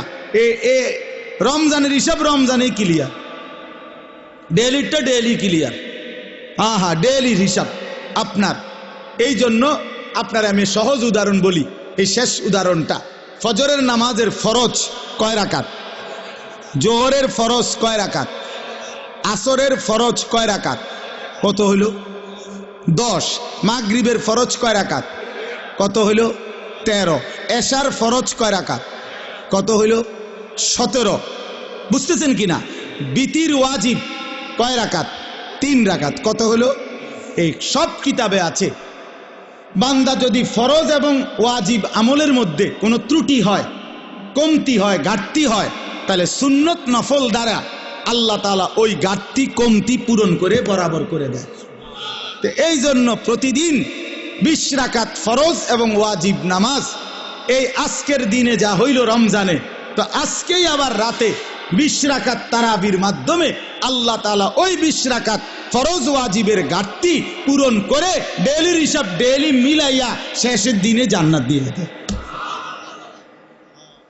হ্যাঁ, এটা বলে হুজুর আপনি এটা বানাইয়া করলেন না, খোদার কসম এটা বানাইয়া বলি নাই, এটা কিতাবে আছে। আমি বানাইয়া কমু কিতাবে? এতক্ষণ কথা কইছি না বানাইয়া, অন শেষের বেলায় একটা কথা, মিশা কথা কোনের কি দরকার? কথা আমার বলেন না, বুঝেন না কথাটা? এটা আমার স্বার্থ কি? তারাবির নামাজ আপনারে 20 রাকাত পড়াইলে আমার স্বার্থ কি? আলগা বেনিফিট কি? এতে করে আমার 10টা টাকা আইব নাকি? তো এনে কি এর মধ্যে এনে বেনিফিট তো নাই আলাদা। তাই এই জন্য আমরা ইনশাআল্লাহ যুবক ভাই পূর্ণ 20 রাকাত তারাবি পড়বেন, বলেন ইনশাআল্লাহ। খতমে তারাবি, আল্লাহর কোরআনের খতম করার চেষ্টা করবেন, বেশি বেশি জিকির তেলাওয়াত করবেন, এবং শেষ কথা হলো রমজান পর্যন্ত হায়াত চাইবেন। আল্লাহর কাছে বলেন যে আল্লাহ আর অল্প কয়টা দিন আপনি আমারে হায়াত ভিক্ষা দেন, রমজান পর্যন্ত পৌঁছিয়ে দেন। আল্লাহ তাআলা আমাদের সবাইকে তৌফিক দেন। আজকের এই বরকতময় মাহফিল আল্লাহ কবুল করে নেন, আমিন। আলি ইব্রাহিম ইন্নাকা হামিদুম মাজিদ। সুবহানাকা লা ইলমা লানা ইল্লা মা আল্লামতানা ইন্নাকা আনতাল আলিমুল হাকিম। আলহামদুলিল্লাহ। আল্লাহ পাক রব্বুল ইজ্জত জুল জালাল ওয়াল ইকরামের ফজল কারাম, রব্বুল আলামিনের অপরিসীম ইহসান, মেহেরবানি, দয়া, আল্লাহ তাআলা আমাদেরকে আজ 19 ফেব্রুয়ারি 2025 রোজ বুধবার কুমিল্লা জেলা বুড়িচং উপজেলাধীন কালাকচুয়া মিয়ামি হোটেলের পশ্চিম পার্শ্বে জাবালে নূর মডেল মাদ্রাসার উদ্যোগে কবরবাসীদের রুহের মাগফিরাতের উদ্দেশ্যে আজকের এই তৃতীয় বার্ষিক ওয়াজ ও দোয়ার মাহফিলে আল্লাহ তাআলাই আমাদেরকে আসবার বসবার আল্লাহর জন্যই জমা হওয়ার তৌফিক দান করেছেন। এই জন্য আমরা সকলেই বলি আলহামদুলিল্লাহ। সবার কাছে আমার একটা বিনীত অনুরোধ, সবাই যদি একটু মহব্বত করে, একটু কষ্ট হলেও আর একটু জমে বসেন, তাইলে বরকত হবে। কম দেখা যাক, আমার কোনো অসুবিধা নেই। আমি আপনাদেরকে বললাম, মনে করেন কম দেখা যাবে, এতে কোনো সমস্যা নেই, সংখ্যা নিয়ে কোনো মাথা ব্যথা নাই। এই জন্য দয়া করে আমি অনুরোধ করছি, প্রত্যেকে মেহেরবানি করে একটু জমে কাছাকাছি হয়ে বসলে আপনি বরকত পাবেন। ফাঁকা জায়গা পূরণ করে বসে কথাটা গুরুত্ব দিয়ে শুনেন। আপনি যদি মনে করেন যে একজন আলেমের এই কথাটাই শুনলেন না, তো আপনি যে সামনে কি শুনবেন এটা তো বুঝায় যায়, কথা বুঝছেন না। তাইলে প্রথম কথাই যেহেতু পাত্তা দিলেন না, তো পরের কথা আর কি শুনবেন? তার তো বুঝায় যায়, ডগ দেখেই তো বোঝা যায় যে কি হবে সামনে। এই জন্য দয়া করে জমে বসলে ভালো। হাদিসের মধ্যে আছে, আল্লাহ নবী সাল্লাল্লাহু আলাইহি ওয়াসাল্লাম বলছেন, মান রাআ ফুরজাতান ফাজালাসা ফিহা ফাকাদ আওয়া ইলাল্লাহ। নবী সাল্লাল্লাহু আলাইহি ওয়াসাল্লাম বলেন, একেবারে বুখারীর হাদিস, বুখারী শরীফের প্রথম খণ্ডের হাদিস। নবী সাল্লাল্লাহু আলাইহি ওয়াসাল্লাম বলেন, যে ব্যক্তি কোনো দ্বীনি মজলিসে ফাঁকা জায়গা দেখলো অতঃপর নিজে পূর্ণ করে বসলো, তো সে আল্লাহ তাআলার আশ্রয় ঠিকানায় পৌঁছে গেল। আচ্ছা বলেন তো কেমন ফজিলত এটা? মানে আল্লাহ তাকে নিজের করে নিলেন, নিজের করে নিলেন। এই জন্য ফাঁকা জায়গা দ্বীনি মাজমায় পূরণ করে বসা অনেক নেকি, অনেক নেকি। হাদিসের মধ্যে আছে, নবী সাল্লাল্লাহু আলাইহি ওয়াসাল্লাম বলছেন, লাউ তা'লামুনা মা ফিন নিদা ওয়াস সাফফিল আউয়াল সুম্মা লাম ইয়াজিদু ইল্লা আন ইস্তাহামু আলাইহি লাস্তাহামু। নবীজি বলেন, আমার উম্মত মসজিদে আজান দেওয়া এবং মসজিদে প্রথম কাতারে বসা, এই দুই আমলের মধ্যে কি পরিমাণ নেকি যদি তোমরা বুঝতা, তাইলে লটারি দিয়ে হলেও নিজেদের মধ্যে এই দুইটি আমলে যত্নবান হইতে। অর্থাৎ আজানের টাইম হয়েছে, তো 10 জন দাঁড়ায় গেছে, দাঁড়ায় আছে মাইকের সামনে, আমি আজান দেব, আমি আজান দেব ফি সাবিলিল্লাহ। তখন লটারি দিয়ে ঠিক করতে হইতো যে কে দিবে এখনকার আজান। মসজিদের প্রথম কাতারে বসতে পারে 30 জন, একসাথে ঢুকছে 50 জন, আমরা সবাই বসতে চাই, তাইলে লটারি দিয়ে ঠিক করতে হতো যে প্রথম কাতারে কে বসবে। তার মানে সামনে বসার এটা নেকি, অনেক নেকি, অনেক নেকি। এজন্য সব সময় মনে রাখবেন, ওলামায়ে কেরামের চোখের কাছে, দ্বীনি মজমার চোখ কাছে বসার মধ্যে বরকত বেশি। মুসলিম শরীফের হাদিস আছে, আল্লাহর নবী সাল্লাল্লাহু আলাইহি ওয়াসাল্লাম বলেন, খায়রু সুফুফির রিজালে আউয়ালুহা ওয়া শাররুহা আখিরুহা। পুরুষের জন্য সর্বোত্তম হলো প্রথম কাতার, সবচেয়ে অপছন্দনীয় হলো পিছনের কাতার। রাসূলুল্লাহ সাল্লাল্লাহু আলাইহি ওয়াসাল্লাম বলছেন, আর ওয়া খায়রু সুফুফিন নিসাই আখিরুহা ওয়া শাররুহা আউয়ালুহা। আর মহিলার জন্য সবচেয়ে উত্তম হলো পেছনের কাতার, সবচেয়ে অপছন্দনীয় হলো প্রথম কাতার। মহিলা পুরুষের সামনে থাকা এটা অপছন্দনীয়, অপছন্দনীয়। এটা ইউরোপ বানায় নিছে, লেডিস ফার্স্ট। না না, লেডাস ফার্স্ট, মানে এটা আমি বানাইলাম আর ইংরেজি। পুরুষ আগে, পুরুষ আগে। অধিকার এবং মর্যাদা, এই কথার অর্থ আল্লাহ তাআলার নিজামকে উলটপালট করা না। কোনো কিছুকে সম্মান দিতে হইলে, অধিকার দিতে হইলে এর অর্থ এই না যে আল্লাহর বিধান রসুলের বিধানকে লঙ্ঘন করা আর এটার দ্বারা অধিকার প্রতিষ্ঠিত করা, না, এটার দ্বারা অধিকার হয় না, প্রকারান্তরে অধিকার খর্ব করা হয়, খর্ব করা হয়। এই জন্য আল্লাহ নবী সাল্লাল্লাহু আলাইহি ওয়াসাল্লাম বলছেন নারীর জন্য পেছন, অর্থাৎ সে পেছনে হাঁটবে, পুরুষ সামনে হাঁটবে, পুরুষ সামনে থাকবে। হযরত মূসা আলাইহিস সালাম তাফসীরের মধ্যে আছে, মূসা আলাইহিস সালাম যখন মিশর থেকে চলে গেছিলেন ফেরাউনের বাহিনীর ভয়ে, ছোটবেলায়, ছোট না মানে কিশোর বয়স বা যুবক বয়স এই সময়, তখন পার্শ্ববর্তী যেই দেশে গেছিলেন ওই দেশের নাম হলো মাদায়েন। তো সেখানে দুই বোন বকরিকে পানি পান করাইবার জন্য কূপের কাছে আসছিল, কিন্তু পুরুষদের বীরের কারণে তারা আগাইতে পারতেছিল না। তখন মূসা আলাইহিস সালাম ওই দুই বোনের বকরিগুলো তিনি নিজে কূপের থেকে পানি উঠাইয়া পানি পান করায় দিছিলেন। তো এগুলো নিয়ে যখন ওই দুই মেয়ে ঘরে ফিরছে, তখন তাদের বাবা, এই দুই বোনের বাপ যিনি ছিলেন তিনি নবী ছিলেন, হযরত শুআইব আলাইহিস সালাম, তিনি পুরা ঘটনা শুইনা একটা মেয়েকে পাঠাইছে যে তুমি গিয়া ওই যুবক ছেলেটাকে ডেকে নিয়ে আসো, সে যে আমাদের বকরিকে পানি পান করায় দিল এর জন্য কিছু পারিশ্রমিক দিতে হবে। তখন এই একজন মেয়ে আবার আয়েশা মূসা নবীর কাছে আসছে, আয়েশা ডাকছে যে আমাদের বাবা আপনাকে ডাকতেছেন, আপনাকে আপনার পারিশ্রমিক দিবে, আপনি আমাদের বাড়িতে চলেন। তখন তাফসীরে স্পষ্ট আছে, মূসা আলাইহিস সালাম ওই মেয়েকে বললেন যে বাড়িতে তো যাবে ঠিক আছে, কিন্তু মূলত যে রাস্তা দেখায় সে তো সামনেই থাকে, কিন্তু এখানে যেহেতু এটা মেয়ে, এই জন্য মূসা নবী স্পষ্ট বললেন তুমি পিছনে থাকো, আমি সামনে হাঁটবো, তবে পিছন থেকে তুমি ডান বাম বল। কথা বুঝছেন কিনা বল? ডান বাম তো সেই বলতে হবে, নাহলে উনি তো আর চেনে না, কিন্তু তুমি পিছন থেকে বলবা, সামনের থেকে না। এই জন্য এটা জরুরি বিষয়।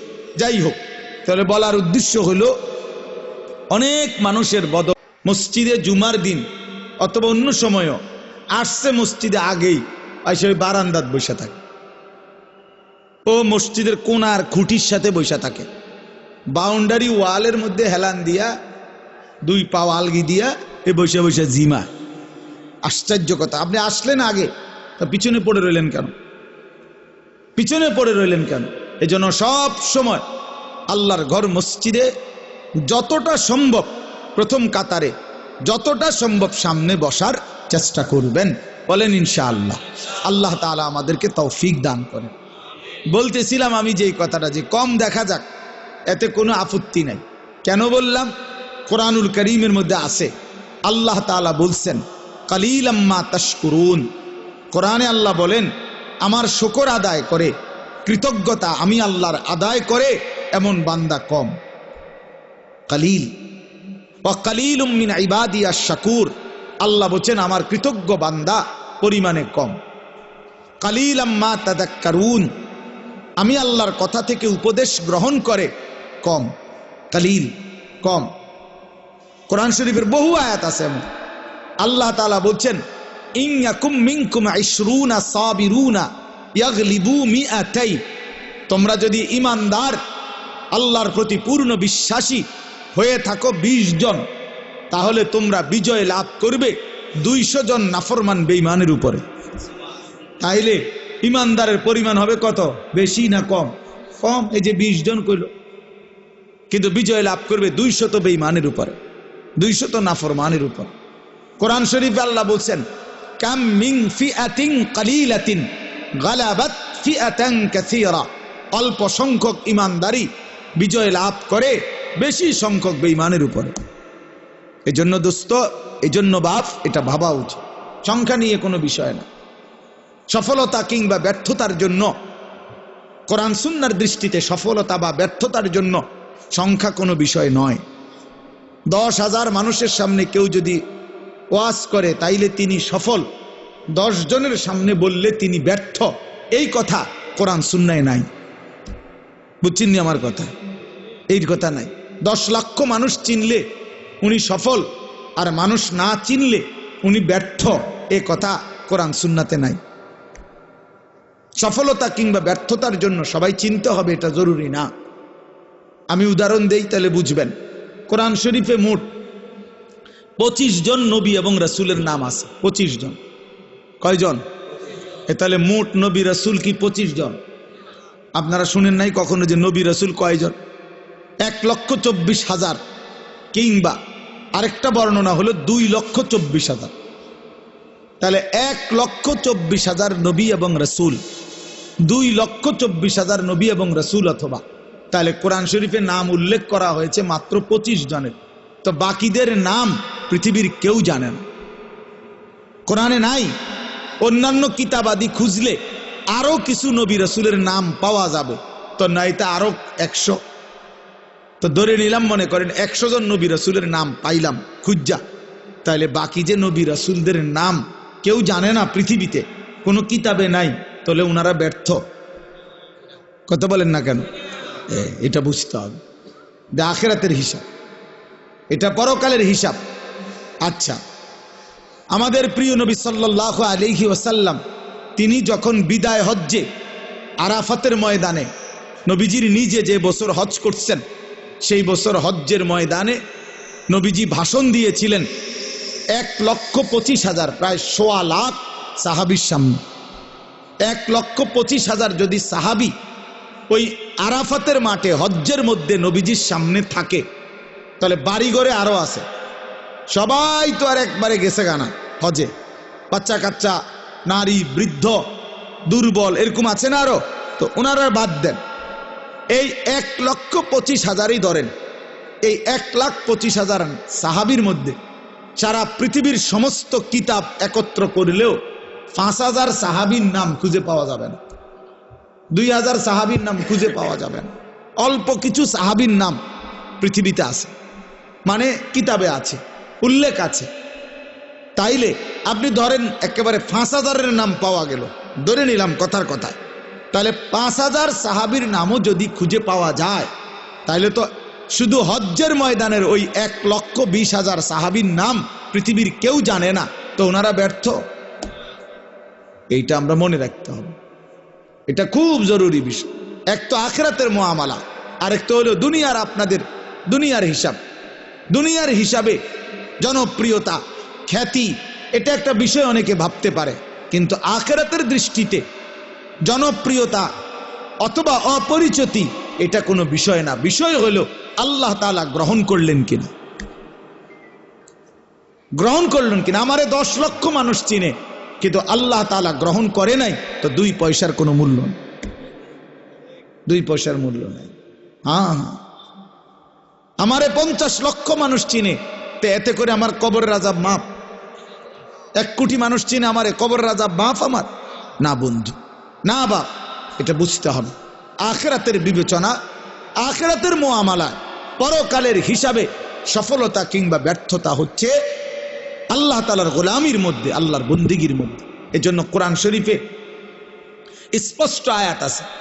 আপনারা দেখবেন অনেক মানুষ জানাজা যখন হয়, আমাদের এই যে ভাইরা যারা রাজনীতি করে, ওনারা সবাই জানাজার মাঠে উপস্থিত থাকে, বক্তব্যও দেয়, এবং অনেক মানুষও, সমাজের মান্যগণ্য ব্যক্তিরাও লাশের সামনে 1 মিনিট 2 মিনিট বক্তৃতা দেয়। কিন্তু অধিকাংশই বক্তৃতা দিতে গিয়ে একটা লাইনে শুধু বলে যে কুল্লু নাফসিন যায়িকাতুল মাউত, আমাদের সকলকেই মৃত্যুবরণ করতে হবে। কিন্তু মজার বিষয় হলো কোরআন শরীফের যত জায়গায় এই কথাটা আছে, এতটুকু বলে কোনো জায়গায় আল্লাহ কথা শেষ করে নাই। বুঝেন নাই আমার কথাটা? সকলকেই মৃত্যুর স্বাদ গ্রহণ করতে হবে, এরপরে কথা শেষ, একটা দাড়ি, এমন না। প্রত্যেক আয়াতে এই কথার সাথে আরো কথা আছে। সেই কথাটা কি? সেই কথাটা কি? আল্লাহ তাআলা কোরআনুল কারীমে স্পষ্ট বলছেন, কুল্লু নাফসিন যায়িকাতুল মাউত, প্রতিটি প্রাণ, প্রতিটি আত্মাকেই মৃত্যুর স্বাদ গ্রহণ করতে হবে। তবে এই আল্লাহ আয়াত শেষ করে নাই, এর পরের কথাগুলো শুনেন। আল্লাহ বলেন ওয়া ইন্নামা তুওয়াফাউনা উজুরাকুম ইয়াউমাল কিয়ামা, এবং অবশ্যই তোমাদেরকে তোমাদের সারা জিন্দেগীর কৃতকর্মের ফলাফল আখিরাতে কিয়ামতের দিন দেয়া হবে। এরপরে আল্লাহ বলেন ফামান যুহজিহা আনিন নার ওয়া উদখিলাল জান্নাতা ফাকাদ ফাজা। বাপ মনোযোগ দিয়া শুনেন, অল্পই শুনেন, দিল দিয়া শুনেন, একজনই শুনেন, আমার কোনো অসুবিধা নেই। আমি তো আর প্রার্থী না, কাজের সমস্যা নাই, আমার কোনো এত সমর্থনের কি আছে যে আমি সবাই আমার ভোটার হাইতে এমন কিচ্ছু না। তা কাজে একজনই শুনেন। তাই এই জন্য বললাম যে আল্লাহ তাআলা বলেন ফামান যুহজিহা আনিন নার ওয়া উদখিলাল জান্নাতা। আল্লাহ বলেন আখিরাতের ময়দানে, হিসাবের মাঠে যাকে জাহান্নাম থেকে মুক্তি দেয়া হবে এবং জান্নাতে প্রবেশ করানো হবে, খোদার কসম আল্লাহ বলেন ফাকাদ ফাজা, সেই কেবল সফল হলো, সেই কেবল কৃতকার্য হলো, সেই কেবল কামিয়াব হলো। এরপরও শেষ হয়েছে না কথা, আরটু রয়েছে। এরপরে আল্লাহ বলেন অতএব তোমরা যদি জানতে চাও বান্দা, তাহলে দুনিয়ার সফলতা ব্যর্থতা এটা আল্লাহ বলেন ওয়ামাল হায়াতুদ দুনিয়া ইল্লা মাতাউল গুরুর। এই বান্দা মনে রেখো, দুনিয়ার জীবন শুধুই ধোঁকা, ধোঁকা, ধোঁকা, ধোঁকা, ধোঁকা, এটা ধোঁকা, দুনিয়া ধোঁকা। আল্লাহ বানানেওয়ালা যিনি, তিনি বলছেন এটা ধোঁকা। যিনি সৃষ্টিকর্তা তিনি বলছেন, কোম্পানি বলছে এটা 2 নম্বর। আপনি কীর্তেন কোন গাছ জোরে, এটা 1 নম্বর। কোম্পানি প্রোডাক্ট করে যে উৎপাদন করছে যিনি, উনি বলছে এটা খেলনা, আপনি কীর্তেন কোন এটা আসল। যিনি বানাইছেন তিনি আল্লাহ, তিনি বলছেন ওয়ামা হাদিহিল হায়াতুদ দুনিয়া ইল্লা লাহবুন ওয়া লাইব। বান্দা, দুনিয়া আমি বানাইছি, আমি জানি আমি কি বানাইছি। আল্লাহ বলে দুনিয়ার জীবন শুধুই তামাশা, শুধুই খেলাধুলা। লাহবুন লাইবুন, খেলাধুলা, তামাশা, মালাঠোলা। মালাঠোলা ছোটবেলায় আমরাও মালাঠোলা খেলছি, ছোটবেলায় আমরাও মালাঠোলা খেলছি। ছোট ছোট বাক্সে আপনার রান্না বান্না করছি, আর ছোট ছোটরা একসাথে অনেক রান্না বান্না মালাঠোলা দিয়ে করছি। সন্ধ্যা হলে মা ডাক দিছে তো নিজের হাতে সব ভাঙ্গা চুরা আবার মায়ের ডাকে মায়ের কোলে ফিরে গেছি। এই না দুনিয়া, এই দুনিয়া আল্লাহ বলছে এরকম মালাঠোলা। অতএব বাপ, এই কথাটা আমরা মনে রাখতে হবে, সফলতা কিংবা ব্যর্থতা ফায়সালা হবে হাসরের ময়দানে। ऐसे रहे या वैसे रहे वहां देखना फिर कैसे रहे। এভাবে থাকেন আর ওইভাবে থাকেন, দুনিয়া একভাবে পার হয়েই যাবে, কিন্তু দেখার বিষয় হলো ওয়াহা দেখনা ফের कैसे रहे, সেখানে কেমন থাকবেন ওটা হলো দেখার বিষয়। এখানে হাসলেও মরে যাবেন, এখানে কাঁদলেও মরে যাবেন। আমার ভাই, এই যারা মোবাইল হাতে ধরে রাখছেন, আপনি কিচ্ছু বুঝতেন না, এই মোবাইল এটা লই এই জীবন শেষ হবে। এই জিন্দিগি এই মোবাইলের উপরে শেষ। এই অসভ্যতাই জীবন শেষ, কিচ্ছু বোঝে না। ওই যে ভাই নিজে নিজে হাসে, এইটাই জিন্দিগি, এটা এক খামখেয়ালির জিন্দিগি। মনে রাখি, এই মোবাইলের আসক্ত জীবন কোনোদিনও সুখকর হয় না, সুখকর হয় না। এই মানুষটার জীবনের কোনো এক পর্যায়ে কোনো সেন্স কাজ করে না। সে 24 ঘন্টা জিন্দিগির সমস্ত আশা আকাঙ্ক্ষা, আবেগ, অনুভূতি, ইচ্ছা, অভিপ্রায় সব মোবাইলের মধ্যেই খোঁজে। হাসেও মোবাইলে, কান্দেও মোবাইলে, জীবনের সব কিছুর সফলতা খোঁজে মোবাইলে। অনেক মানুষ আমার ছবিটা দেখছে, অতএব আমি সফল। এটা ঠিক মতো সবাই দেখে নাই, অতএব আমি ব্যর্থ। সবাই আমারে চিনছে মোবাইলের মাধ্যমে, অতএব আমি সফল। এবার যেমন একটা লারা দিতে হইলে একটা মানুষ চিনলে এটা যেমন পাঞ্জাবি পিন্দা হোক কুল্লা হোক, বুঝেন না কথা? একার ডাইরেক্ট রাস্তার মাঝখান দিয়ে আটটা হোক, অসুবিধা কি? চিনছে তো মানুষ না রে ভাইয়া, রাগ হইয়েন না। এই কোনোভাবে মনোযোগ হয় না, এই জিন্দিগি সুন্দর হয় না বাপ, এই জীবন সুন্দর হয় না। এমনে চলে যায়, দিন নাই, রাত নাই, সকাল নাই, দুপুর নাই, সন্ধ্যা নাই। এটা কেমন জিন্দিগি ভাই? এই কেমন জীবন? 24 ঘন্টা মোবাইল, 24 ঘন্টাই মোবাইল। এই কেমন জিন্দিগি? এই পৃথিবীতে আর কোনো কাজ নাই? এই পৃথিবী গড়ারও কোনো প্রয়োজন নাই, আখেরাত গড়ারও প্রয়োজন। আমরা কিতাব পড়ছি, আমার কাছে আরবি কিতাব আছে, কিমাতুজ জামান ইনদাল উলামা। এই কিতাবের মধ্যে আছে মানে ওলামায়ে কেরামের নিকট সময়ের মূল্য। তো এই কিতাবে আমরা পড়ছি, এক বুজুর্গকে এক সাধারণ মানুষ আইসা বলছে, হযরত আপনার সাথে আমি একটু কথা বলবো। তিনি বললেন, কোনো প্রয়োজনীয় মাসআলা? বললেন না, এমনি একটু কথা বলতাম। তখন উনি বললেন যে, তাহলে তুমি সূর্যের গতিকে কিছুক্ষণের জন্য থামায় রাখো, যতক্ষণ তুমি কথা বলতে চাচ্ছ।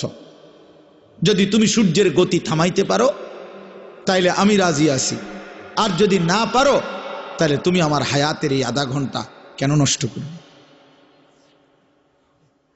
এই সময় তো আমার, এই 20 মিনিট তো তোমার গেলে আমারও যাবে, 30 মিনিট তো তোমার গেলে আমারও যাবে।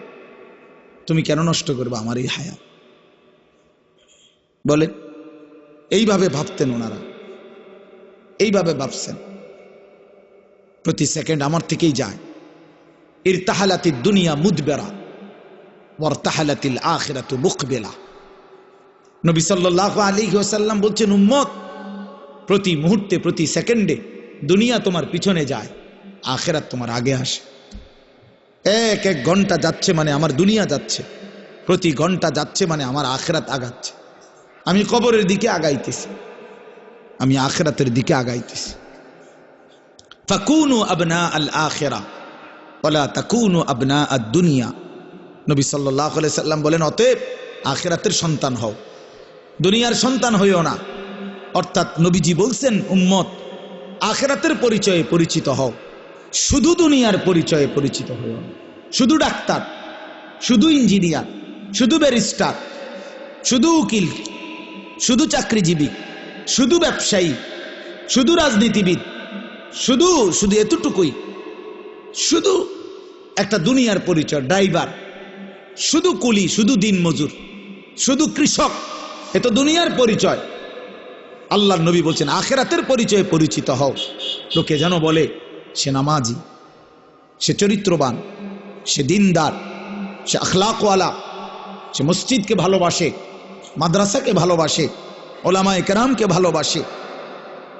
হ্যাঁ, বছর শেষে হিসেব করে যাকাত দেয়, বা জামাত মসজিদে নামাজ পড়ে,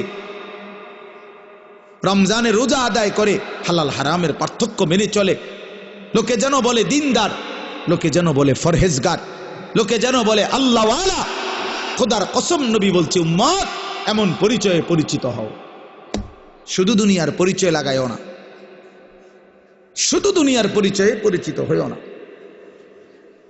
এই জন্য আমার বাপ, আমি আমার এই কথাটা বললাম, সফলতা কিংবা ব্যর্থতার জন্য এটা কোনো বিষয় না, বিষয় হলো আখিরাত। ফামান যুহজিহা আনিন নার ওয়া উদখিলাল জান্নাহ ফাকাদ ফাজা। আল্লাহ কোরআনে বলছে, যাকে জাহান্নাম থেকে মুক্তি দেয়া হলো, জান্নাতে প্রবেশ করানো হলো, সেই সফল হলো। কাদ আফলাহাল মুমিনুন, আল্লাহ বলেন ঈমানদারগণ সফল হয়েছে। কেন? আল্লাযীনা ইয়ারিসুনাল ফিরদাউসা। এই যে আল্লাহ সরাসরি কোরআনে বলছে, কেন মুমিন সফল হয়েছে? আল্লাহ বলে, কারণ তারা জান্নাতুল ফিরদাউসের উত্তরাধিকারী হবে। অতএব যে মুমিন জান্নাতের অধিকারী হবে সেই সফল হবে, সেই সফল হবে, সেই সফল হবে। ওয়াকালুল হামদুলিল্লাহিল্লাযী আযহাবা আন্নাল হাযান ইন্না রাব্বানা লাগফুরুন শাকুর। আল্লাহ বলে, জান্নাতি বান্দা জান্নাতে ঢুকে বলবে, আল্লাহ আপনার প্রশংসা করছি, আজকে আমার জীবনের যত দুশ্চিন্তা চিরতরে শেষ হলো, আজ আমি জান্নাতে ঢুকলাম। মোমেন থামবে সেদিন, জান্নাতে ঢুকবে যেদিন। মোমেন তৃপ্ত হবে সেদিন, জান্নাতে যাবে যেদিন। মোমেনের জিন্দিগির সমাপ্তি হবে, সমস্ত চিন্তা, ফিকির, পেরেশানি, সমস্ত অস্থিরতা, সমস্ত মেহনত, সমস্ত টেনশনের সমাপ্তি হবে সেদিন, খোদার জান্নাতে ঢুকবে যেদিন। এজন্য বাপ বুঝতে শিখেন, আমিও আপনিও, আমিও আপনিও, আপনিও।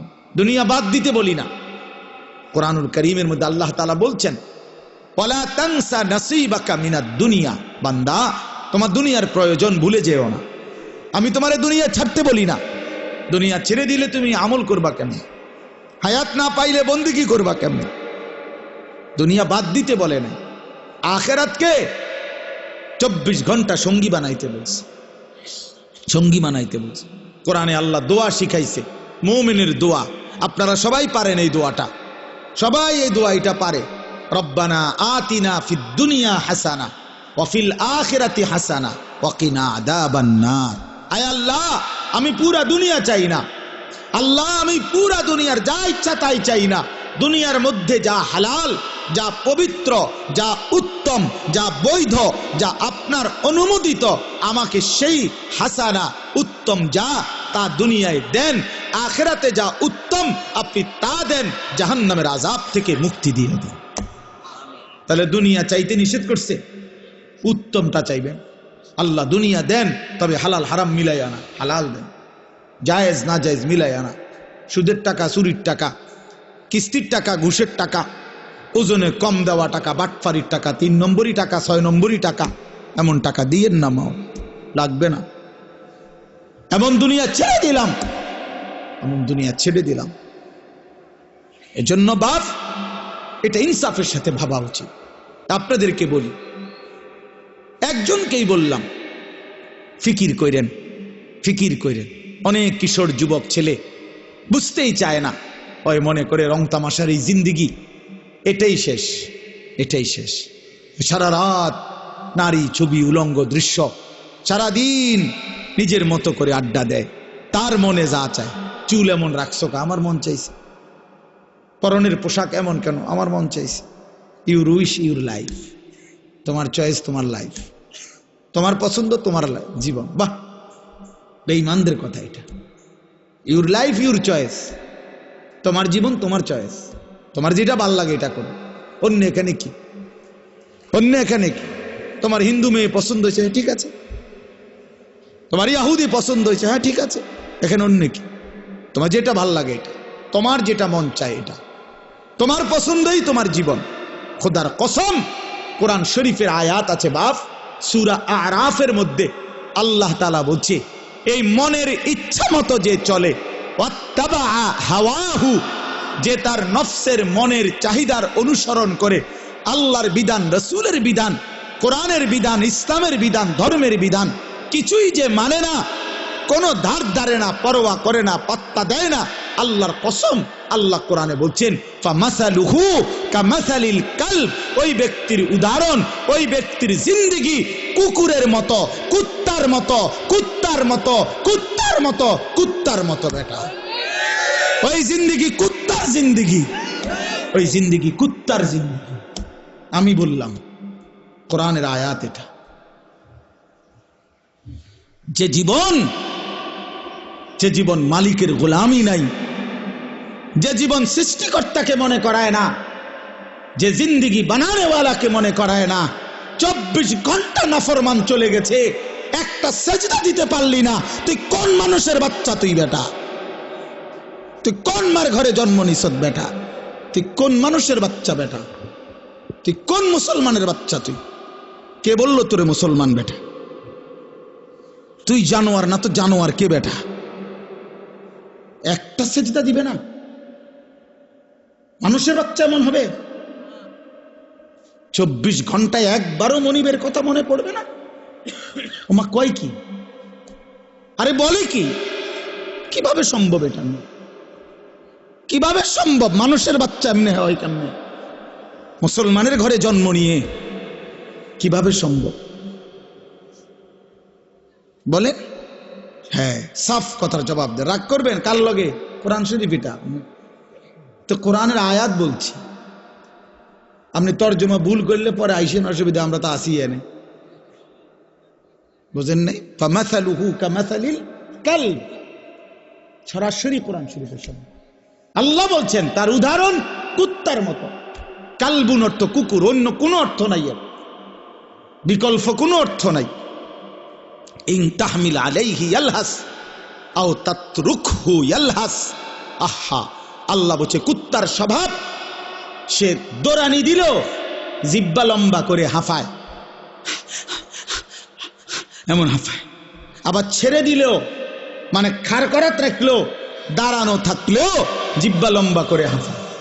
দেখি, এটা কুকুরের স্বভাব। দাঁড়াইয়াও জিব্বা লম্বা করে জোরে জোরে নিঃশ্বাস ফেলে, এমন করে। আবার দৌড়তে দৌড়তে এরম করে। অর্থ কি? অর্থ হলো তাফসিরে লিখছে, সে পাইলো অতৃপ্ত, না পাইলো অতৃপ্ত। এই জন্য নাফরমান হারামখোর, পাইলো অতৃপ্ত, না পাইলো অতৃপ্ত। বেচা কিনা চলতেছে, মাল বেচে, নতুন মাল ট্রাকের থেকে নামায়, আপনি জিঙ্গাইবেন কি অবস্থা বেচা কিনা? কি নাই, আগের ব্যবসা নাই, আগের ব্যবসা নাই। ডাকাই মাল বেচতেছ, মাল ইডি শেষ হয়ে গেছে, নতুন মাল নামাইতে আছে ট্রাকের থেকে। কিরে, কোন ব্যবসা নাই? বুঝেন নাই আমার কথা? হ্যাঁ, ডাইরেক্ট না না নাই, ও ব্যবসার মজা নাই, ও আগের ব্যবসা নাই। আর কোনটা নাই? আগের ব্যবসা কোন বছরেরটা? কি গত 300 বছর আগের ব্যবসা নাই? তো তুমি এই সময় জন্ম নিলা কেন? তুমি ওই সময় আইতা, যে সময় ব্যবসা আসিল সে সময় আইলে না কা? ব্যবসা আসিল নূহ আলাইহিস সালামের জমানায়, ঠিক না? তো ওই সময় জন্ম নিতা, এই সময় আইসে উঠতা। এটা বুঝি কথা হইল? মানে এটা হইল কুকুরের স্বভাব। মানে কি? পেলেও অতৃপ্ত, না পেলেও কি অতৃপ্ত। নাফরমানের দুনিয়া শেষ হয় না। আমার কথা সাফ কথা, এটা মনে রাখতে হবে। এই জন্য দোস্ত বাপ, আমরা ফিকির করা চাই। আমি সব সময় এটা বলি, লোনা জলে তৃষ্ণা মেটে না। মানে যে পানি লবণাক্ত, ওই পানিতে তৃষ্ণা মেটে না। ঠিক হারামের মধ্যে, গুনাহের মধ্যে তৃপ্তি আসে না, তৃপ্তি আসে না। হ্যাঁ হ্যাঁ, সারা রাত উলঙ্গ ছবি দেখেও যুবক তৃপ্ত হয়। এক সাগর মদ পান করেও মদখোর, নেশাখোর, ফুট্টাখোর, বাবাখোর, ডালখোর, ইয়াবাখোর, হারামখোর কোনোদিন তৃপ্ত হয় না। কিন্তু এক গ্লাস পবিত্র পানি এক গ্লাস তৃষ্ণার্ত ব্যক্তিকে তৃপ্ত করে দেয়। একজন স্ত্রী 60 বছর এক পুরুষের জীবন, 70 বছর এক পুরুষের জীবনে তৃপ্তি এনে দেয় একজন বউ দিয়ে। হালাল স্ত্রী, যেটা হালাল সেটা তৃপ্তি দেয়, যেটা হারাম সেটা কি দেয় না? তৃপ্তি দেয় না বাপ, সুখ দেয় না, গুনাহ ইজ্জত দেয় না, আল্লাহর নাফরমানি সম্মান দেয় না, সম্মান দেয় না। এজন্য আমরা প্রত্যেকের কাছে, আমিও বললাম, আমার জন্য, আপনার জন্য, জওয়ান বুড়ো সবার জন্য কেরাতের ফিকির করা চাই। আমাদের জিন্দিগি আখেরাত, আমরা মুসলমান, আমরা মুমিন, আমাদেরকে আল্লাহ বানাইছেন আখেরাতের জন্য। এজন্য পুরা কোরআনুল কারীমে আল্লাহ তাআলা আমাদেরকে বারবার ডেকে ডেকে আমাদেরকে আখেরাতের সন্ধান দিছেন, ইবাদতের সন্ধান দিছেন। বলছেন বান্দা এটা করো, এটা ছাড়ো, এটা করো, এটা ছাড়ো, এটা করো, এটা ছাড়ো, বিনিময়ে আমি তোমারে মুত্তাকি বানাবো, আমি তোমারে জান্নাতি বানাবো, আমি তোমার আখেরাত সাজায় দেব, আমি তোমার পরকালে তোমার সম্মানের জিন্দেগি দান করব। এই একটা আয়াত আমি পড়ছি। এবার এই আয়াতের অল্প একটু কথা শুনেন, তাইলে আমার কথা শেষ। মাহে রমজানকে সামনে রেখে মূলত এই আয়াতটা পড়ছি। আমরা যদি এটা বুঝি বাপ, আর অল্প একটু সময় কোরআনুল কারীমের এই একটি আয়াত আমি আপনাদের সামনে পড়লাম। সূরা বাকারার 183 নম্বর আয়াত, দ্বিতীয় পারায়, দ্বিতীয় সূরা। আল্লাহ তাআলা বলতেছেন, ইয়া আইয়ুহাল্লাযীনা আমানু, হে ঈমানদারগণ, মানে আমাদেরকে ডাকছেন, হে ঈমানদারগণ, হে মুমিনগণ। এ কথা বলাতে এখানে আমরা বাদ পড়লাম কে?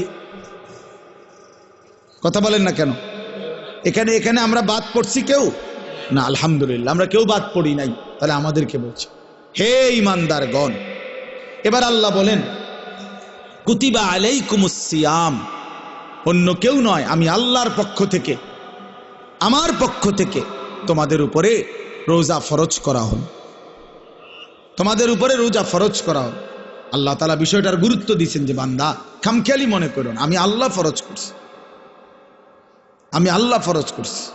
কথা বুঝ, ওই দেখেন, ওই মাসুম দেখো তোমার পিছনেই, ও পিচ্ছি পাঞ্জাবিওয়ালায় নিচি দিয়া মোবাইলে ছবি উঠে, মাটির তলে উঠাও, তুমি তো শুডু সাইজ প্লাস্টিক কোথাকার,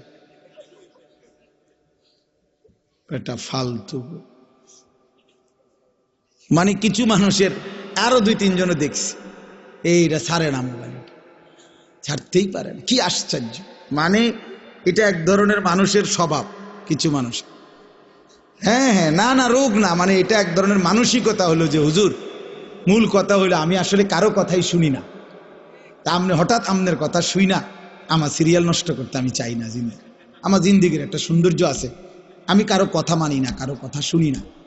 কাজেই আপনি তারও কত বালা হুজুর কইছে আমি ছাড়ছি না, আর আপনাদের বুড়া হুজুর আইছেন মিয়া বৃন্দাসরতে, আপনি আমার ঠিক করে লাগবেন তো মিয়া। এর বাপ গাদ্দার, মানসিকতায় গাদ্দার। সিদ্ধান্তই নিয়েছেন আমার বাপ। আমি একটা মিনিট বুঝাই, না না খাওয়ার জন্য একটা জিনিস বুঝাইতে চাচ্ছি।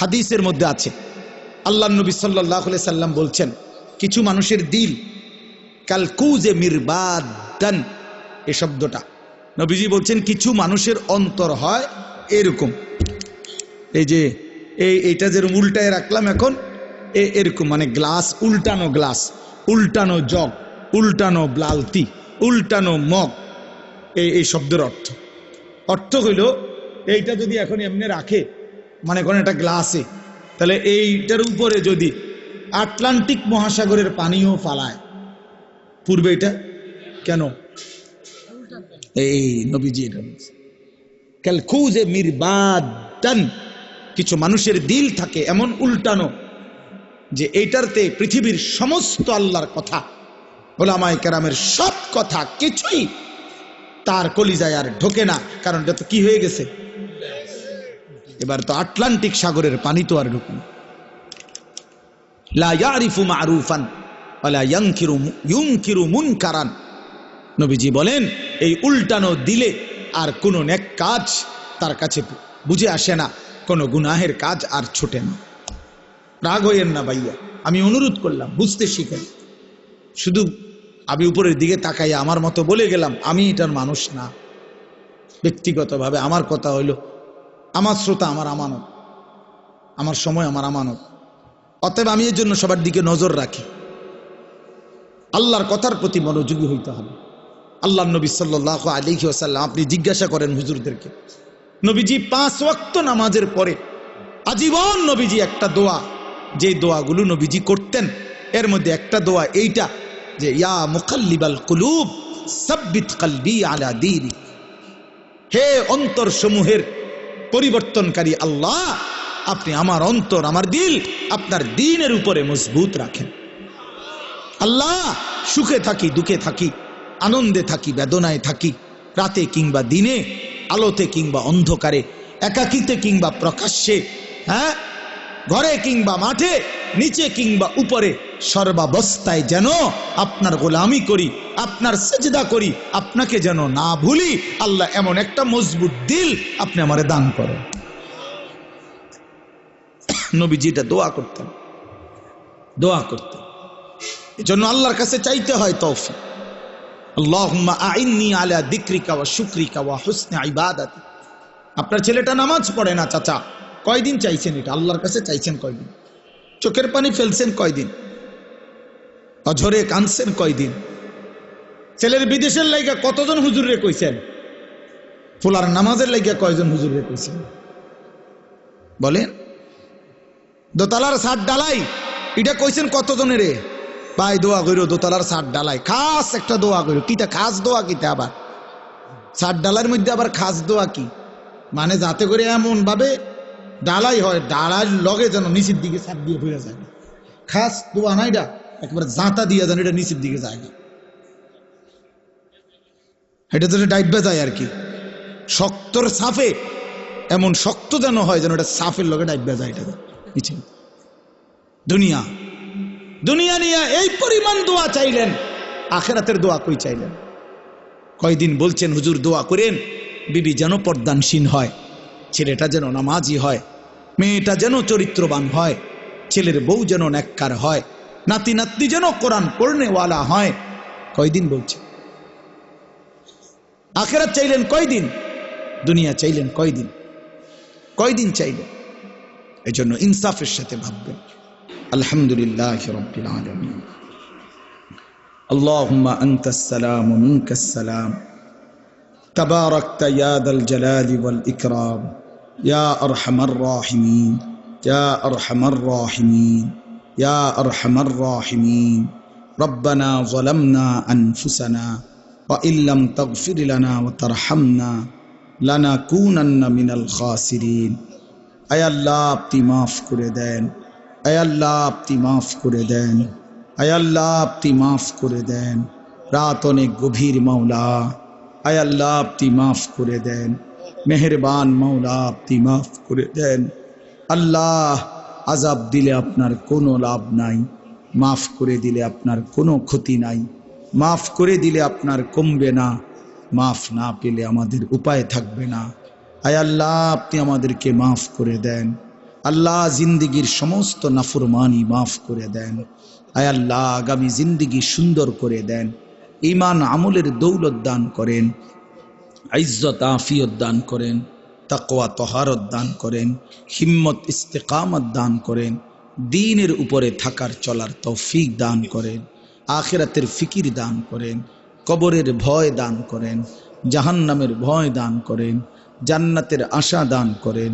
আয় আল্লাহ, জিন্দিগি সুন্দর করে দেন, বাকিটা হায়াত কাজে লাগাবার তৌফিক দান করেন।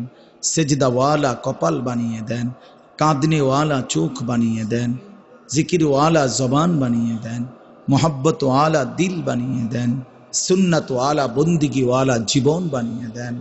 আল্লাহ, আপনি জিন্দিগি কাজে লাগাবার তৌফিক দান করেন। আল্লাহ, আমাদের সকলকে কবুল আর মঞ্জুর করেন। মাওলা, আমার কিশোর যুবক ভাইগুলোকে নামাজি বানিয়ে দেন, চরিত্রবান বানিয়ে দেন। বাবা চাচা মুরব্বীদেরকে আরো বেশি নেক আমলের তৌফিক দান করেন। ওলামায়ে কেরামকে হায়াত দারাজ করেন। সমস্ত কবরবাসীদেরকে মাফ করে দেন। কিয়ামত পর্যন্ত কবরের আযাব মাফ করে দেন। কবরগুলোকে জান্নাতের টুকরা বানিয়ে দেন। আপনার নূরে রহমত দ্বারা ভরপুর করে দেন। আল্লাহ, প্রত্যেকেই আমরা স্বজন হারা, মা বাপ আত্মীয় স্বজন কতজনকে হারিয়েছি। আল্লাহ, প্রত্যেকটা কবরবাসীকে মাফ করে দেন। আল্লাহ, কিয়ামত পর্যন্ত মাফ করে দেন। আল্লাহ, অসুস্থ বিমারি যারা শিফায়ে কামেলা আজেলা দান করেন। প্রত্যেকের কামাই রুজিতে হালাল বরকত দান করেন। শহরে বন্দরে, দেশে বিদেশে প্রবাসে যে যেখানে আছে সহি সালামতে নিরাপদে রাখেন। হালাল রোজগার করার তৌফিক দান করেন। প্রবাসী বাবা ভাইদেরকে ঈমান আমলের সাথে থাকার তৌফিক দান করেন। আল্লাহ, আমাদের সকলকে কবুল আর মনসুর করে নেন। আয় আল্লাহ, আমার দেশকে নিরাপদ করে দেন। আমার দেশকে নিরাপদ করে দেন। আমার দেশকে নিরাপদ করে দেন।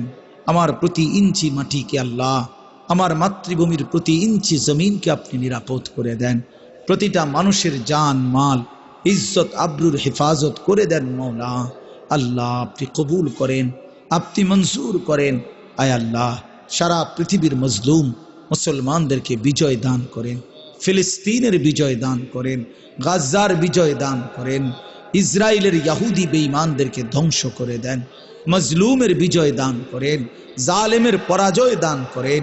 আল্লাহ, আপনি আমাদের সবাইকে কবুল আর মনসুর করে নেন। আয় আল্লাহ, এই জাবালে নূর মডেল মাদ্রাসা আপনি কবুল করে নেন। আল্লাহ, আপনি কবুল করে নেন। ভাইদের এই ইন্তেজামের মধ্যে বরকত দান করেন। মাদ্রাসায় ছাত্র ছাত্রী আরো মিলায়া দিয়েন। উপযুক্ত উস্তাদ শিক্ষক মিলায়া দিয়েন। এলাকাবাসীর দিল মাদ্রাসার সাথে সম্পৃক্ত করে দিয়েন। আল্লাহ, আজকের এই মাহফিল বাস্তবায়ন করতে গিয়ে যে যেভাবে অংশগ্রহণ করেছে প্রত্যেককে উত্তম বিনিময় দান করেন। প্রত্যেককে উত্তম বিনিময় দান করেন।